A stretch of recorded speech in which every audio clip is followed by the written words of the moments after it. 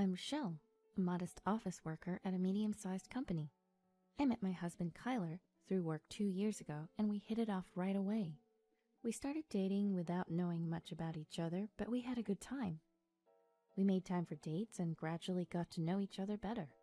I couldn't deny that I started to see him as a good person. He was kind and gentle, always attentive to my needs and concerns. I felt like I could be happy with him. We didn't take long to feel this way, and he proposed after just 4 months of dating. Thanks to a stable job at a big corporation, the engagement ring he gave me had a sparkling diamond that left me mesmerized. I accepted his proposal, and we quickly found a place to live together and started planning our wedding. I was looking forward to a grand wedding, but Kyler wanted to keep it small. In the end, we had a modest ceremony with just close family and friends. It's been almost 3 years since we started living together. I'm now 26, still working, and we don't have kids yet. I wanted to work a bit more, and Kyler wasn't keen on having kids either.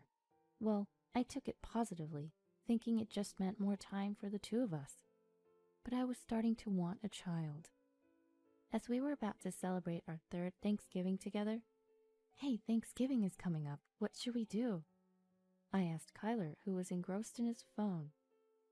He gave a non-committal, and said nothing more. "I'd like to see your family soon," I continued, a bit annoyed at his lack of response. "I have work," he finally said, looking up from his phone. "But you haven't been back home in ages," I pointed out. I hadn't seen my in-laws since the wedding 2 years ago. Every time a long holiday came up, I'd suggest going home, but Kyler would insist he had work. I even offered to go alone, but he opposed it, saying it would be awkward for me and that his sister didn't like me for some reason.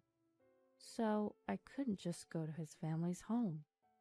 He wouldn't even give me their phone number, saying he'd handle it. Well, it wasn't like I wouldn't be able to see her forever, so I decided I'd get her contact info when I saw her someday. "Is Thanksgiving a work day for you? What about Christmas?" At a normal workplace, Thanksgiving and Christmas would be days off, but my husband's workplace doesn't always have holidays. Although Saturdays and Sundays are technically days off for him, we haven't had many dates since getting married due to his entertainment dinners and sudden business trips. "Not sure about Christmas," he replied, going back to his phone. And so I decided to spend Thanksgiving and Christmas at my parents' home. I met up with my friend Diana, who asked me something troubling. "What do you think about men cheating?" Diana wasn't married yet, but it seemed like something was up with her boyfriend. She asked me in a rather displeased manner. "Cheating? What? Did something happen?" "He's always on his phone. He even brings his phone when he showers. Isn't that weird?" That made me think. Kyler was always on his phone at home too. Even when he'd go take showers, he'd bring it along like a pet. I didn't really care, as it had been the case since we got married. But when I heard Diana's story, I was taken aback. "Is that suspicious?" "Of course. He's got his passcode set too. I would want to see, but I'm hesitant to." I couldn't say anything as I was in the same situation. In fact, I started to worry that Kyler might be cheating too.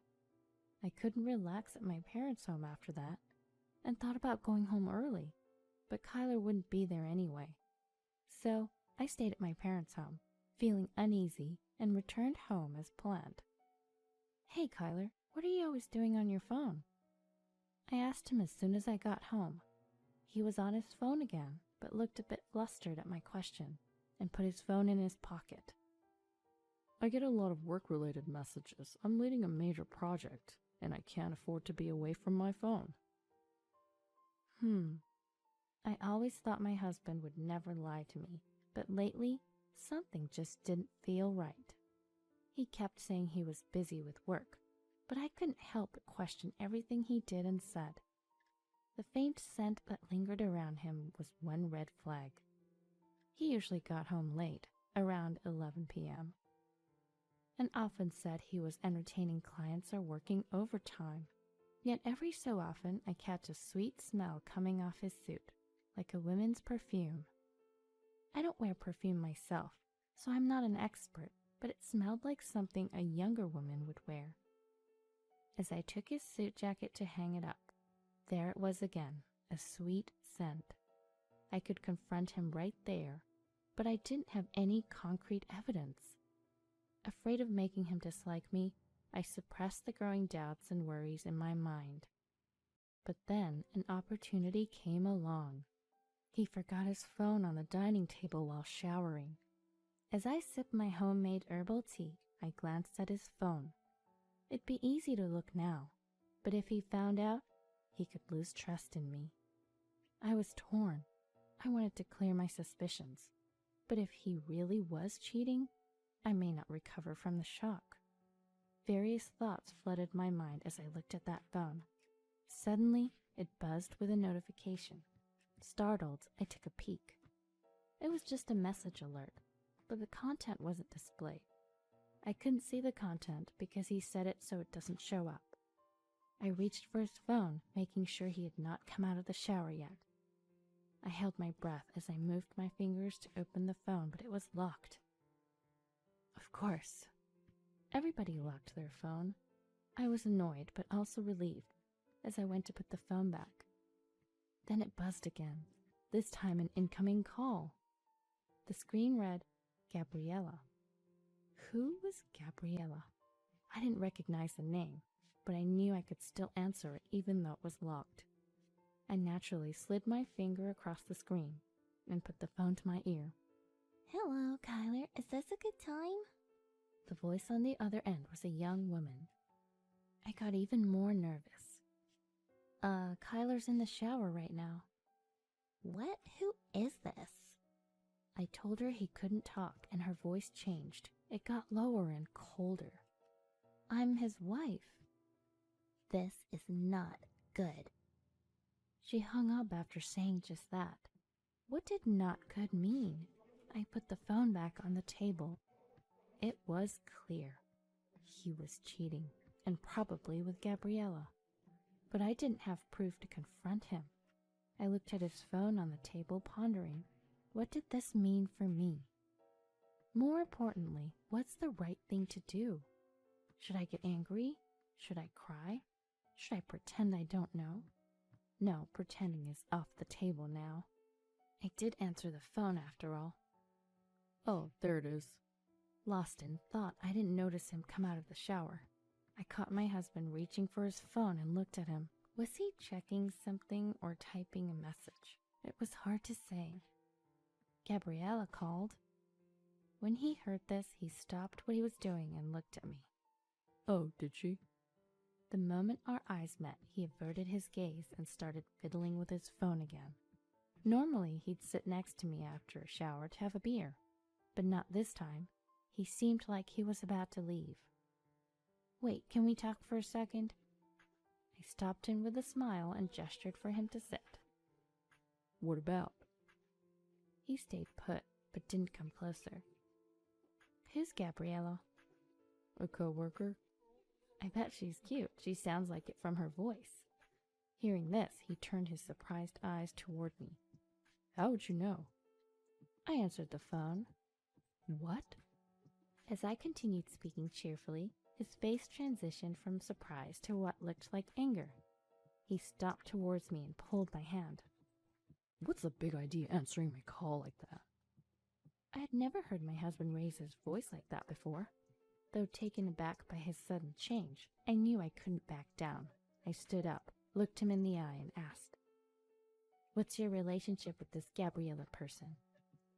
We'd never had a fight since we met. Maybe that's why he looked surprised for a moment. She's just a coworker. His voice softened, and he sat down on a nearby chair. I sat back down too. I couldn't press him further at this point. I'd have to gather evidence later. Just then, his phone rang again. Another call? I asked, noticing his troubled expression as he looked at the screen. He nodded and started to get up, but I grabbed his hand. Answer it on speaker here. If it's work-related, you can turn off the speaker. I suspected it was Gabriella again. I instructed him to let me hear the voice and content. He sat back down and reluctantly answered the call. "Kyler, what was that message about?" The voice from the speaker was his mother's, so it was his mom. I felt a bit relieved. But he didn't respond, his face turning pale. I nudged him to continue the conversation, but he remained silent.